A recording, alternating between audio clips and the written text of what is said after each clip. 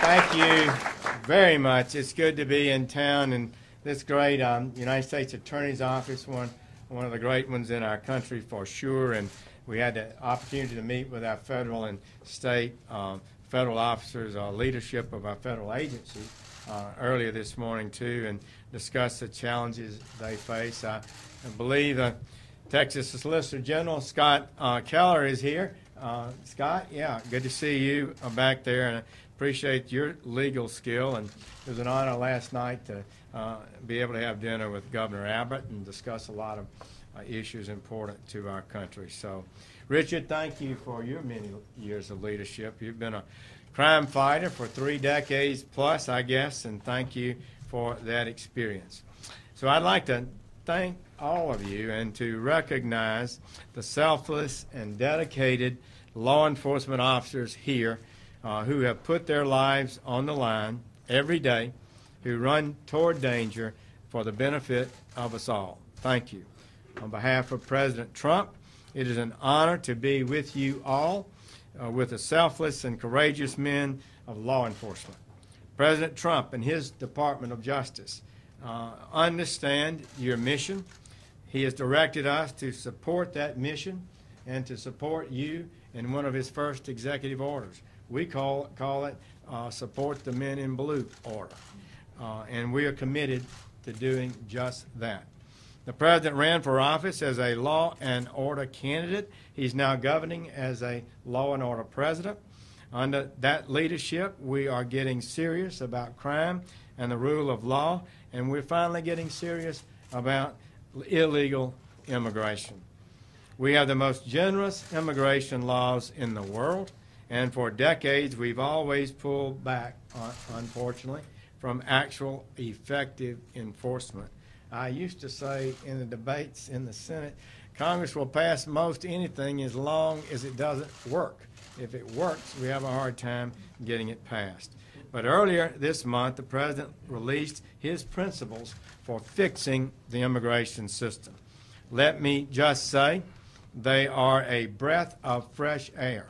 For decades, the American people have been begging and pleading with our elected officials for an immigration system that's lawful and serves the national interest. Now we have a president who supports that. The principles he laid out with every aspect of our immigration problems are dealt with. Everything from border security to interior enforcement to closing loopholes in our asylum program. It's the kind of bold agenda that the American people have been waiting for and have been promised. It's reasonable. It's a solid legal plan. And importantly, it will work. It will fix so many of the problems we face. And let me just say one thing. We've already seen a substantial reduction in the illegal flow into our country. That has been accomplished, I guess, mostly by the President's own clear message.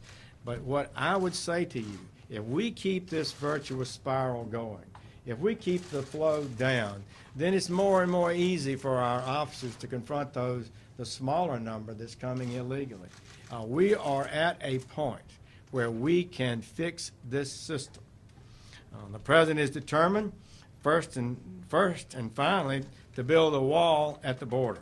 This will make it harder for illegal aliens to enter the country, but more importantly, the wall will send a message to the world that we enforce our laws. It sends a message, finally, we mean it. It says, don't come unlawfully. File for lawful entrance and wait your turn.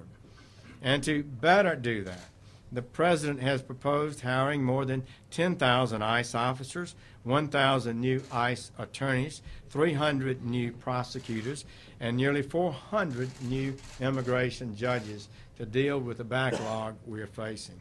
He's proposed switching to a more merit-based system of immigration, like that Canada has. I have talked with Canada's officials over the years.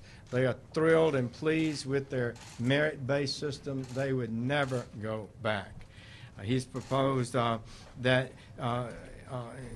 we welcome the best and brightest, turning away the gang members, the fraudsters, drunk drivers, and child abusers. This merit-based system would better serve our national interests because it would benefit the American people. So that's what this agenda is about. We can't accept everybody that would like to come to America. We should accept those who are prepared to live lawfully and who can flourish and prosper in America. And that's why the President supports mandating the use of the E-Verify system, which is an internet-based system that allows employers to verify that those they hire are legally authorized to work in the United States. Under the plan, it would be illegal to discriminate against American workers in favor of foreign workers. How simple is that? We need this agenda, and Texans know that probably better than anybody. I'm sure everyone in this room remembers the police officer, KVUE, an illegal alien who had been deported twice, drove drunk, and hit Officer Will at about 90 miles per hour. His last words were telling someone to get out of the way of the car. He died protecting innocent people. And when he died, his wife was pregnant with their first child. The Open Borders Lobby talks a lot about good kids, those who are here, though unlawfully. But the open borders policies aren't even in their interest either. After the previous administration announced the Deferred Action for Childhood Arrivals, or DACA, policy in 2012, the number of unaccompanied children coming here nearly doubled that year. It sent a message. The next year, it doubled again. I doubt that was a coincidence. DACA encouraged potentially tens of thousands of vulnerable children to make a trip to the north. And that has terrible humanitarian consequences, and I think Texans know that firsthand. Earlier this month, Border Patrol arrested 2 young men who had benefited from DACA for allegedly attempting to smuggle illegal aliens into Laredo. Just a few days later, another beneficiary of DACA was charged with the murder of an 18-year-old girl. In total, 2,000 DACA recipients who were accepted into the program have had their status withdrawn because of these kind of activities. The President wants to stop the incentives for vulnerable children to come here illegally. There's nothing wrong with that. He began to do that last month when he ended the DACA policy. The President also laid out a plan to close loopholes that are being exploited in our asylum system. Under the previous administration, the federal government began releasing illegal aliens who claimed to be afraid to return to their countries. Unsurprisingly, the number of these claims skyrocketed nearly 20-fold in 8 years, from 5,000 in 2009 to 94,000 last year. After their release, many of these people simply disappear, do not show back up for court. It's too easy to defraud our system right now, and the President Trump's policies will fix that. His plans to close the loopholes will stop the incentive for false asylum claims, and the President is also confronting the state and local jurisdictions that have undertaken to undo our immigration laws through so-called sanctuary policies. Such policies undermine the moral authority of law and undermine the safety of the jurisdictions that adopt them. Police are forced to release criminals back into the community no matter what crimes they commit, in addition to being here unlawfully. Think about it. Police may be forced to release pedophiles, rapists, murderers, drug dealers, arsonists back into the community where they have no right to be in the first place. They should, according to law and common sense, be processed with our federal ICE officers and be deported. These policies hinder the work of federal law enforcement. They're contrary to the rule of law. They have serious consequences for the safety of law-abiding Americans and law-abiding Texans. Early this month, an illegal alien in Kansas pled guilty to reckless driving that killed a law enforcement officer conducting a traffic stop. He tested for a blood alcohol content twice the legal limit. The officer was killed, Deputy Brandon Collins, and he had 2 young daughters. The illegal alien who killed Deputy Collins had already been arrested twice for driving-related offenses, including a previous drunk driving conviction. Clearly, had he been in police custody, this would have been different. But no one turned him over to ICE after the charges. The politicians who push for the sanctuary policies say they are forcing police officers to release the aliens back into the streets and that will somehow increase public trust. But that does not make sense to me. Would releasing someone who had been arrested numerous times into your community give you more confidence in law enforcement? Would learning that a local district attorney actually charges illegal aliens with less serious crimes than Americans would be charged in order to evade deportation make you believe they're trying to make your neighborhood safer?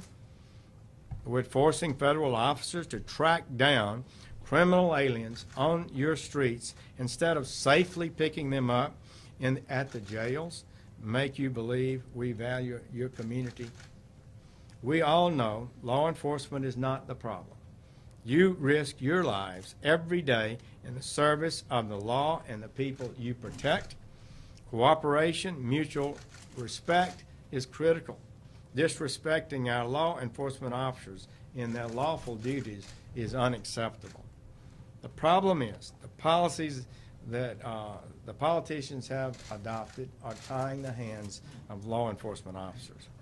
Yet rather than reconsider their policies, many sanctuary jurisdictions feign outrage when they lose federal funds as a direct result of actions that are designed to nullify federal law and obstruct its enforcement.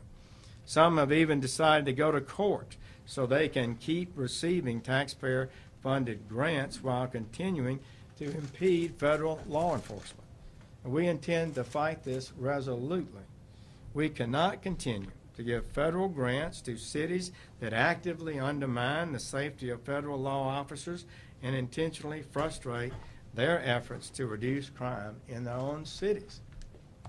These jurisdictions that knowingly, willfully, and purposefully release criminal aliens back into their communities are risking the lives and safety of American citizens in the pursuit of what really is an extreme open borders policy. It's extreme and an open borders policy because if a jurisdiction won't even deport someone who enters the country illegally and then commits another crime while they're in the country, then who will they deport? Anybody or nobody? This isn't just bad policy. It's a direct challenge to the laws of the United States. It places the lives of our fine law enforcement officers at risk. And I cannot and will not accept this increased risk because certain politicians want to make a statement. Our duty is to protect public safety and to protect taxpayers' dollars, and I intend to fulfill that duty. The vast majority of Americans oppose sanctuary policies. According to one poll, 80% of Americans believe that cities should turn over criminal aliens to immigration officials. The American people are not asking too much, and neither is the Department of Justice. Federal law enforcement wants to work with our partners in state and local jurisdictions. We want to keep our citizens safe. Fortunately, in President Trump, we have a strong leader who's making a difference. Since he took office, border crossings have plummeted by nearly half, even as our economy has been booming. This past fiscal year, Border Patrol conducted half of the number of arrests as the previous one, and 1/5 of the number of arrests they made a decade ago. Now, someone might say the decline is because they're just not catching people, but that's not true. Border Patrol tactics and their good technology use have been refined and are only getting better. The Department of Homeland Security believes that they are catching a greater share of illegal aliens than ever, more than 4 out of 5 instead of 1 out of 2. So the data shows clearly the leadership of President Trump is making a difference. Would-be lawbreakers know that we are restoring the rule of law and enforcing our immigration laws again. Under President Trump's immigration principles, the Department of Justice, the Department of Homeland Security will stop rewarding sanctuary cities with taxpayers' dollars. If these cities want to receive law enforcement grants, then they should stop impeding federal law enforcement. In Texas, you've taken a strong leadership role on this issue. I want to commend the state legislature for passing Senate Bill 4 with strong majorities in both chambers, and thank Governor Abbott for signing it into law. I am well aware that this law has its critics, and I am more than familiar with the arguments and criticisms that are being made, but the facts in this case are clearly on Texas's side. Early this month, the Department of Justice filed an amicus brief in the case. We believe that the outcome is important not just to the state of Texas, but to the national interest. The integrity of our immigration laws is not just a local issue, it's a national issue. We're proud to support Texas. I'm confident that Texas will prevail in court, but I would urge every so-called sanctuary jurisdiction, reconsider your policies. These sanctuary policies risk the safety of good law enforcement officers and the safety of our neighborhoods that need the protection the most. There are lives and livelihoods at stake in these policies. If we work together, we can make our country safer for all our residents, native-born and immigrant alike. Working together requires ending sanctuary policies. The Department of Justice is determined to reduce crime. The President directed us, reduce crime in America. Don't preside over its increase. We embrace that challenge. We will not concede a single block or a single street corner in the United States of America to lawlessness, nor will we tolerate the loss of innocent life because a handful of jurisdictions believe they're above the law.